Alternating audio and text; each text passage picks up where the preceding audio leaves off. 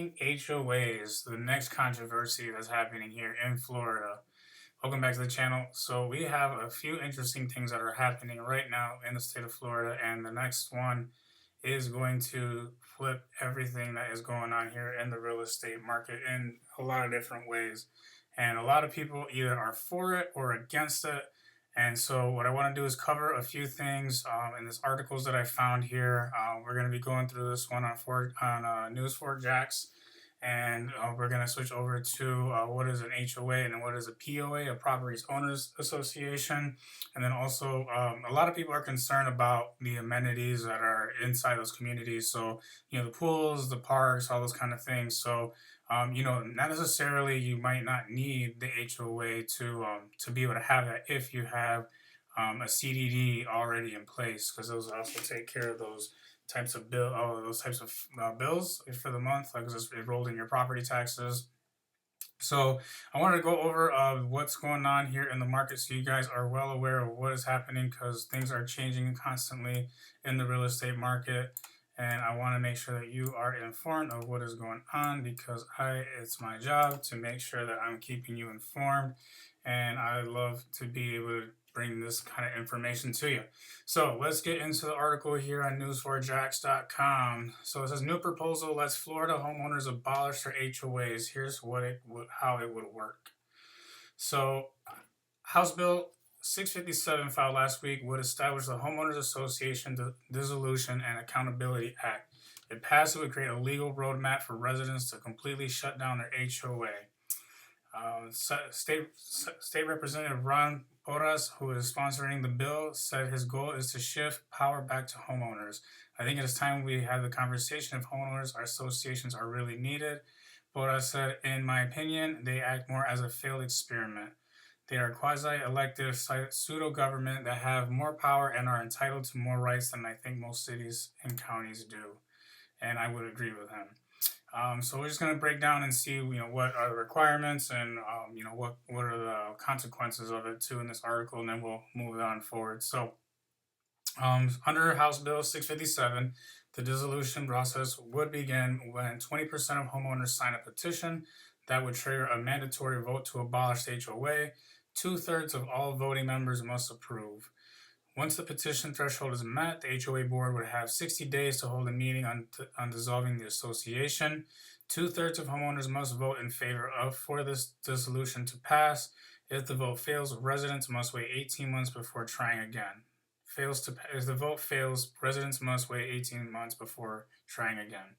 Porras argues that the measure would increase transparency and restore rights to homeowners who, he says, often struggle to obtain required association documents. There's a lack of transparency across the board, he said. Many times homeowners either get the documents they're entitled to, or the association makes it harder for people to do their job. So what do real estate leaders warn of consequences? It says, but critics in the real estate industry say the proposal could undermine the very structures that keep neighborhoods orderly and property values high. Howard Flashen, don't mean to butcher your name, Howard, a broker with Roundtable Realty, said just 20% of residents to force a vote is too low. 20% of a neighborhood that's upset being able to overwhelm the entire HOA and get rid of it seems awfully low to me. Flashen said he noted that HOAs often maintain shared amenities such as pools, tennis courts, landscape entries that benefit the entire community. Now, I would disagree, because if you get 20%, but then you have to have 2/3 majority vote, the community says it's time to dissolve it. So I would disagree with him there. HOAs do serve a great purpose in the world of real estate, he said. You often recognize the differences between communities that have HOAs and those that do not. It really boils down to a community effort to keep property values stable. Porras' latest proposal also introduces several rules pointed at community associations, including the following: getting rid of pursuant mediation requirements for COAs, creating a new community association court program in the circuit courts to better handle disputes, requiring new COAs, those created on or after July 1st of 2026, to include the following statement in the governing documents. The requiring other COAs, these Requiring other COAs, those created before July 1st, 2026, to hold a meeting on whether to include that statement in their governing documents. I'm assuming it's what's included there. This association and the associate's governing documents is governed by the Florida Condominium Act as amended from time to time. What if it gets approved? If the termination plan does get passed, the HOA board would then required to carry out the following: employ professionals to liquidate or conclude the board's affairs, conduct the affairs of the association as necessary for the liquidation or termination, carry out contracts and collect, pay, and settle debts and claims for those against the HOA, defend suits brought against the association, sue in the name of the association for all sums due or owed to the HOA or to recover any HOA property, perform any act necessary to maintain, repair, or demolish unsafe, uninhabitable improvements or other HOA property in compliance with applicable codes, sell at public or private sale or exchange, convey, or otherwise dispose of assets of the HOA or for an account deemed to be in the best interest of the HOA, and execute bills of sale and deeds of conveyance in the name of HOA. And let's see, collect and receive rents, profits, accounts receivable, income, maintenance, special assessments, or insurance proceeds in the association, contract and do anything in the name of HOA which is proper and convenient to terminate the affairs of the HOA. Afterward, any remaining association assets must be distributed equally among members as provided in the termination plan. In addition, House Bill 657 aims to punish officers or directors who use HOA funds to campaign for or against termination plans, fail to hold a meeting after receiving a petition, or hide financial records relevant to termination plans. Anyone found violating those rules would be fined up to $5,000 per violation and be removed from office. So what's next for this House Bill 657? Now that the bill has been filed, it would need to pass through at least one other committee before the full House will vote on it. However, no information has been given at this time which committee that bill referred to. Furthermore, there is no companion bill in the Senate as of December 9th. But I did see that in February 16th, it did continue proceeding in the actual state website. So there's a lot here to break down, right? You need 20% of the vote to at least get a petition. You need 2/3 majority of the vote, as I said before. What I would disagree. I mean, it depends on the HOA. So some HOAs that don't have CDDs, they would have to have that type of funding in order to keep those amenities running. Places with CDDs, which like we can get into our next article here on first service residential. And so, if you don't know what CDDs are, those are community development districts. They're basically like a property tax on top of a property tax. So those are the things that maybe those could be installed, or possibly maybe a POA, which we'll get into in the next article. And the reason I want to bring so many different ideas out there is because I'm a problem solver, and so it's like trying to figure out, okay, how can we, if we do dismantle these HOAs, and there are people in those communities who do want to continue those activities and the funding for those activities, what can they do to overcome that? Or for me, I'm like, if for example, for here in my community at least, they wanted to put a cover, an awning over the mailboxes here. Well, that was going to cost us an extra $100,000, which means all our property taxes go up. Thankfully, it did not go through. But for me, I'm all about a voluntary association. So, let's say if the other third of that of the residents here or in whatever HOA would want that, you can always start, a fundraiser, and you can pay for it, and people be like, well, then other people are also, using those. In that kind of case, right? Other people will be using it, and yeah, but at least you got what you wanted. They didn't have to pay for it, and you have less disgruntled residents. In other situations where maybe it's like the pool areas. Personally, I think pools are overrated here in Florida. I don't see the need for pools. They look nice, or in the winter time they're okay if it's heated, but in the summertime, if you go to the amenities pool, it's always warm. It's not it's not fun taking a warm bath in the middle of summer. So like we never go to the pool. So for me, like I wouldn't care. There's a playground here, which I can't imagine takes too much to maintain the courts and all that. Like that stuff has wear and tear, but like how much could that actually cost? And we get our bills. We even had complaints about the Christmas lights they put up here. They had a $10,000 yearly fee for the Christmas lights, and a lot of people were upset about that here in this community because they spent a lot of money and they weren't that great. So for me, it's like I'd rather have a voluntary association, like a voluntary tax, where you guys who want these things, you provide those services, and in the case of a pool, where it's a gated entry, you have a fob like we already all do, and people who pitched into that amenity, they get access to the pool, they get access to the courtyard, they get access to whatever they felt like funding. So that way you're filtering out the people who don't use it, and you allow the people who did want those amenities to stay and remain, and kind of keep it going from there. So that's my aspect of it. We'll get into property values later on, and after this article, I'll give you my opinion on that as far as how I think that would affect value. So let's get into what CDDs are. So what are CDD fees? CDD fees are special assessments charged to homeowners living within a community development district. These funds support the planning, construction, and ongoing maintenance of the public infrastructure and shared amenities that refine many of Florida's master plan communities. They make it possible to build and sustain desirable features like resort-style pools, parks, and extensive trail systems that appeal to the residents statewide.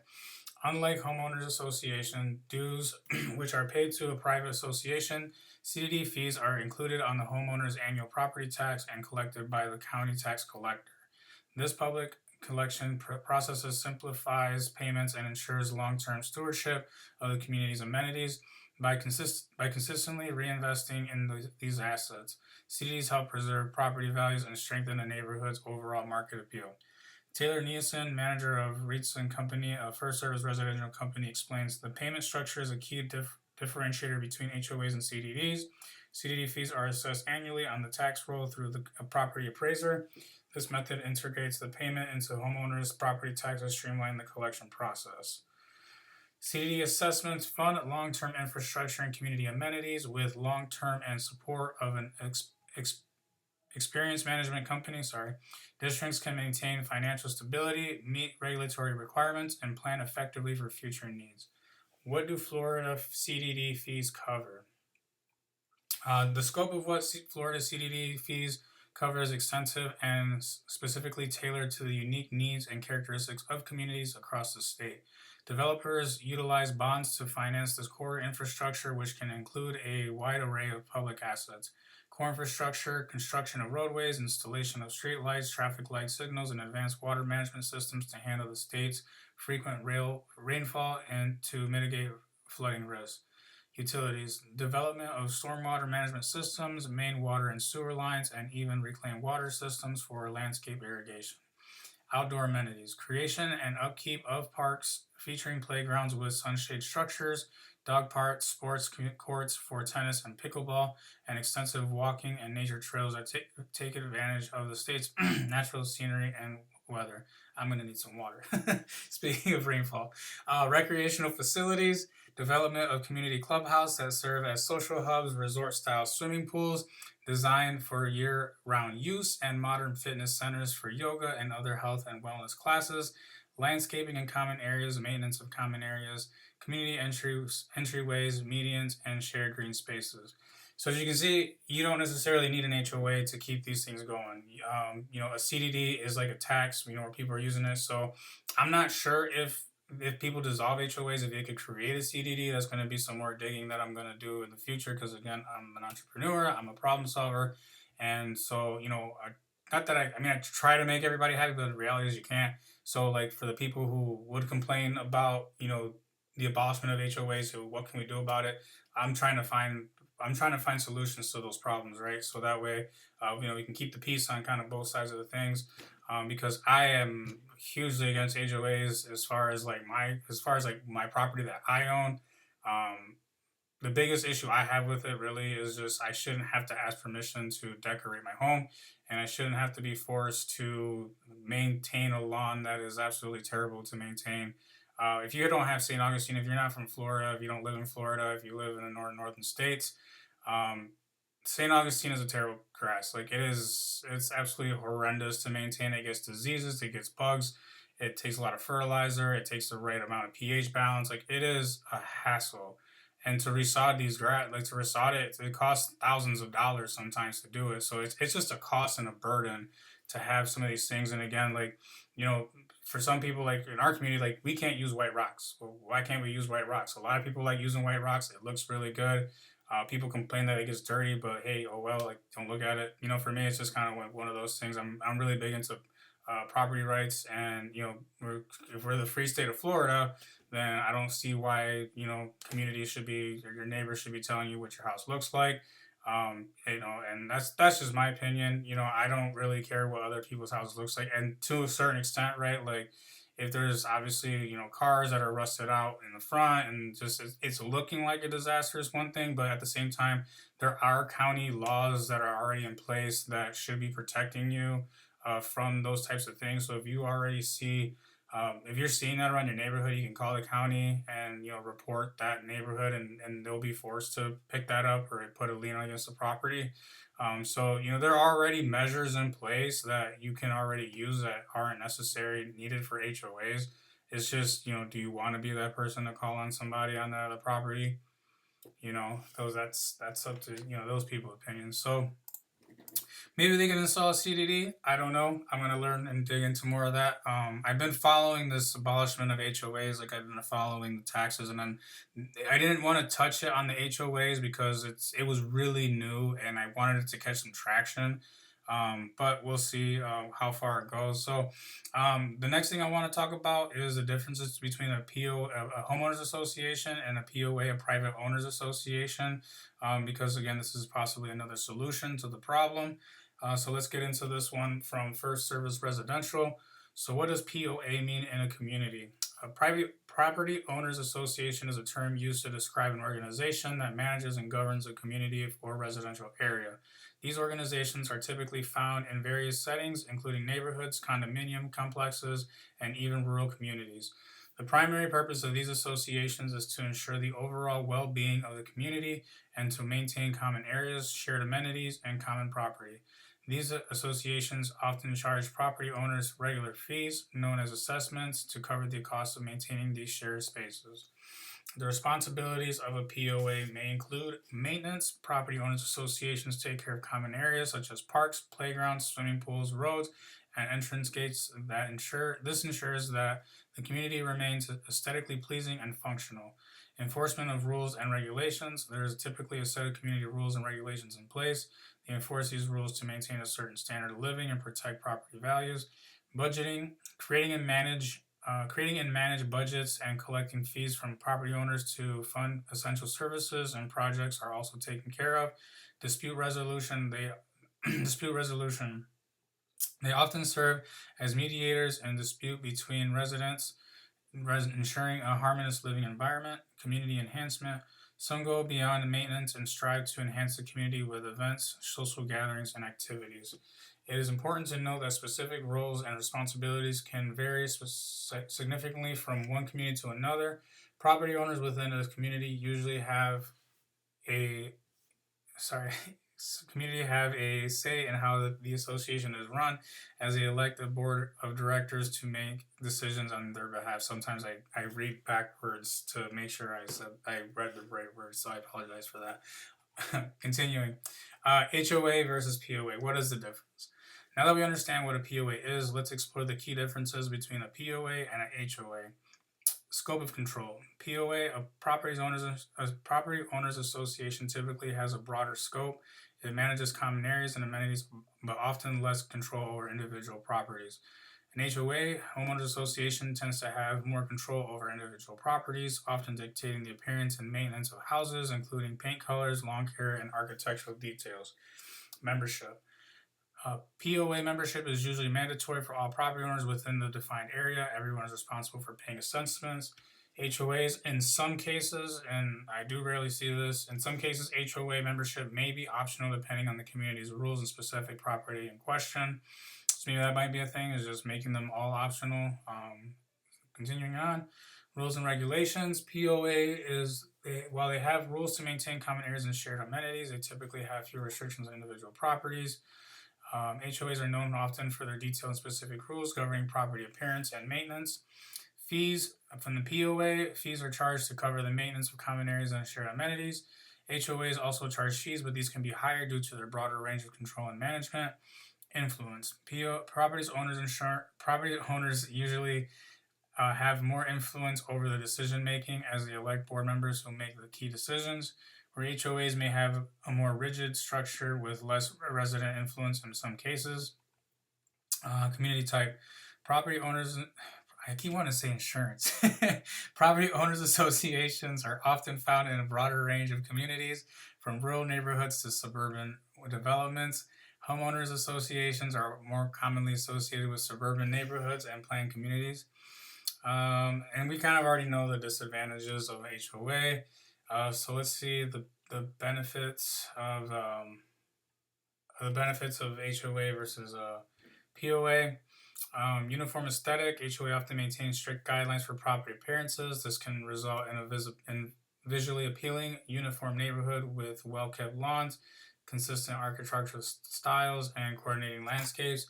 Enhanced amenities. HOAs frequently provide a wide range of amenities for residents, such as swimming pools, fitness centers, community centers, and recreational facilities. And as we read before, CDDs also do that too. And those amenities can enhance your quality of life and provide opportunities for social interaction. Maintenance assurance. With HOAs, you can rely on the association to take care of the exterior maintenance tasks, including landscaping, snow removal, which we don't have that in Florida, and repairs to common areas. This can, well, unless you're up north in the Panhandle, some of you guys unfortunately get hit with snow, but here, typically central, Orlando going south, it's rare for us, probably even Ocala, for them to get snow, and if they ever have. Anyway, this can save homeowners time and effort. Enforce rules. The strict rules and regulations of HOAs can help maintain property values and preventing unsightly and inappropriate changes to properties, which can be particularly appealing in well-kept upscale communities. Reserve funds. HOAs typically maintain a reserve fund for major repairs and upgrades, ensuring the long-term stability and value of the community. Community management. Many HOAs foster a sense of community through organized events, gatherings, and volunteer opportunities. This can lead to strong neighborly bonds and heightened sense of belonging. Dispute resolution. HOAs often have established procedures for handling disputes, which can help maintain a peaceful living environment and reduce conflicts among neighbors. Property value protection. Strict regulations and maintenance can help protect property values in the long run, making it easier to sell your home at a good price when the time comes. So let's keep going. Considering a property owners association versus a homeowners association, there's several advantages to choosing a POA. Greater property freedom. There are typically fewer restrictions on individual properties, giving homeowners more freedom to personalize their homes and landscapes. Lower fees. Fees are often lower than HOA fees as they cover the maintenance on common areas rather than regulation of individual properties. Community involvement. Property owners usually have a stronger say in the decision-making process. You can have a direct influence on how the community is run. Flexible rules. They tend to have more flexible rules and regulations, allowing homeowners to enjoy their greater autonomy. And diverse communities. Property Owners Association can be found in a wide range of communities, offering a more diverse array of living options. So as you see, there's other ways that we can circumvent this HOA thing, right? As far as like property values go, I see both sides. Like I see two sides of the story. Like my opinion is, with HOAs come another burden on people who can they can foreclose on their properties if they don't pay their fees. So that to me is a problem where you start getting distressed homeowners, and if you've been living in Florida for a while and you know that your property taxes have been going up, your insurance has been going up, your cost of living is going up, and your auto insurance is going up, right? Like everything is going up but the check. And so if we have another organization to be able to foreclose and take your homes, like how does this entity really protect property values if it's creating foreclosures? Because with foreclosures, that could come with short sales in the long run if you have enough on the block, and that doesn't protect property values. Demand. people who, there's more people who do not want to live in an HOA than people who want to live in an HOA. Typically, people who live in HOAs, you're like with like a higher income bracket for HOAs. Like you usually got to go through checking your credit score and your income. Like there's a lot of like qualifications that come on a higher like income scale level. So like maybe on that side of things, I can see where you'd want to protect your property values at a higher level with those types of things. But as far as like, you know, a middle class American, a middle class income, I see this being a burden on them. One, because there's more of the middle class and lower classes than there is of the upper classes. So, you know, as cost and constraint is becoming a thing, and oh by the way, student loans are going to be kicking in as well and affecting credit scores too, as of this year, and other debts as well that have been on pause for the past 6 years. So you know the higher the cost of living is, and people aren't getting more income or getting a second job or third job or even sometimes a fourth job in some cases, because underemployment is very high right now.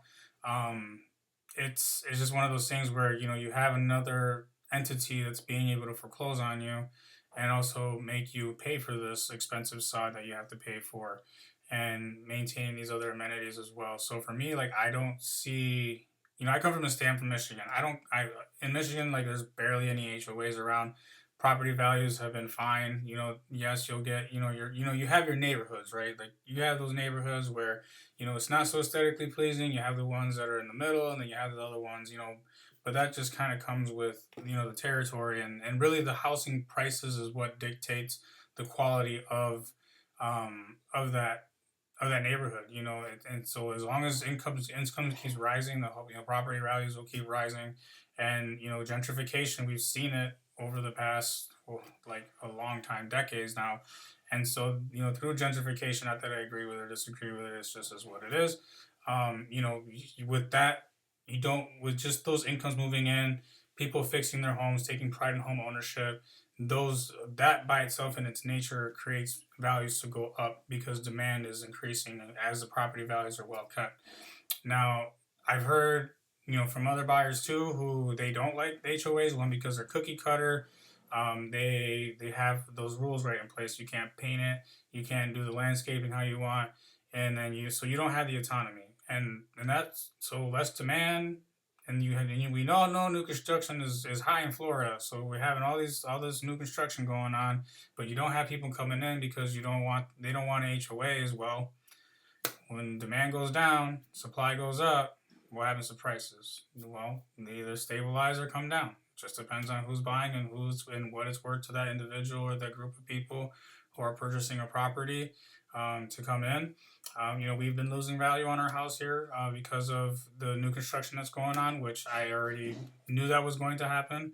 But we've moved into an area where I feel like it's not going to be as much of a burden as it would like in like major cities, because migration is moving out of the city where it's more affordable to purchase a home instead of staying centralized like in Tampa or Orlando, where property values are decreasing because new construction is forcing resale properties to come down. Because why would you buy a resale home at a higher price or even the same price and it doesn't have as many things to it, like a lanai or a screen in lanai, a pool, and certain amenities. And by the way, like, pools don't automatically add value to your house. It just depends on how many pools are around you, and what it appraises and what they appraise for, what they sold for.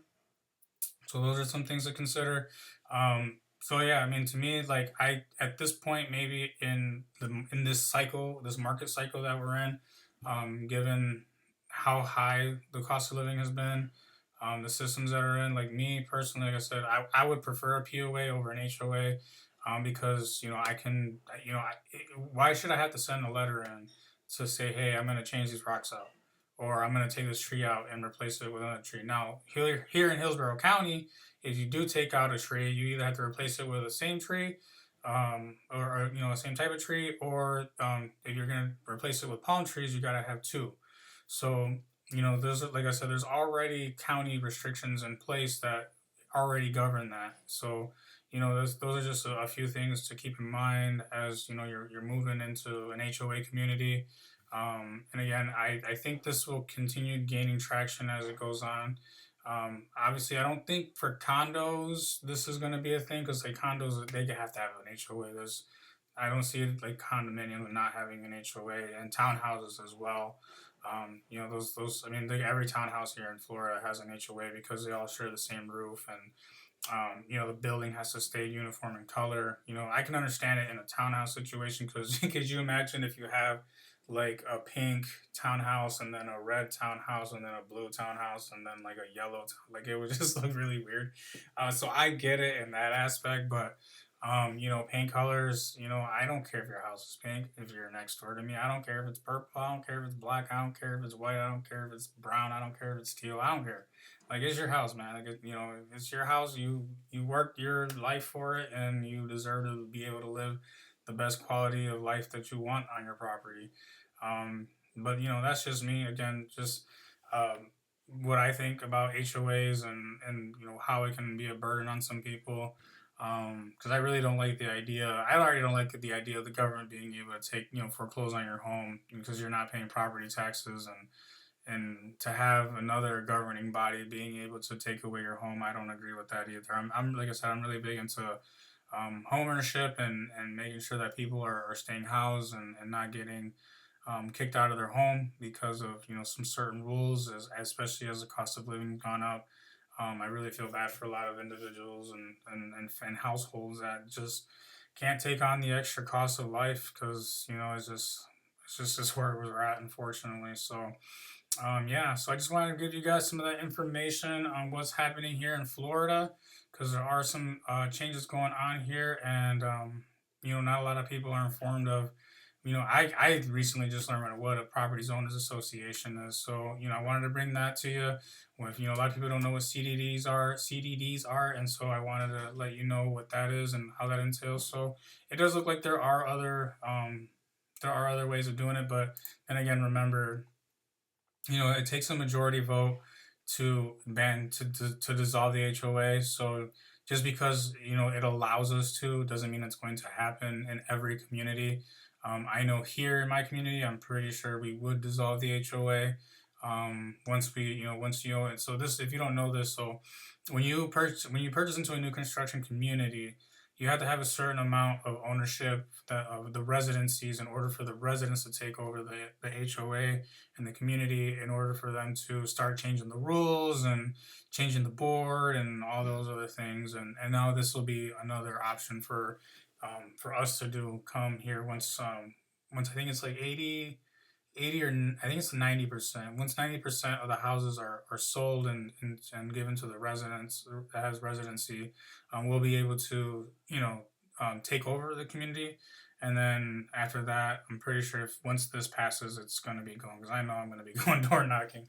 So my neighbors might not like me, but it's okay. You can't like everybody. You can't be friends with everybody, and I know this, but there's the majority of those who do, and that's okay. Like I said, you can't be friends, and can't be friends with everybody, and um, and everyone's gonna have a vote, and we'll see where that goes. But yeah.